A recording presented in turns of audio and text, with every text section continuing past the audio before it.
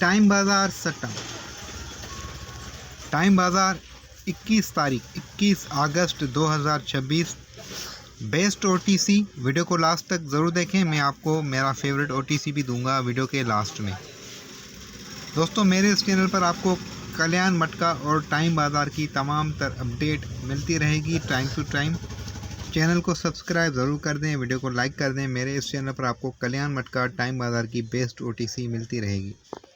Time बाज़ार में 21 अगस्त 2026 के लिए बेस्ट ओटीसी 0351 की बेस्ट ओटीसी है। यहाँ पर अगर मेरी फेवरेट जोड़ी है तो 3-1, दो बेस्ट ओटीसी मेरी हैं, नंबर 3 और नंबर 1।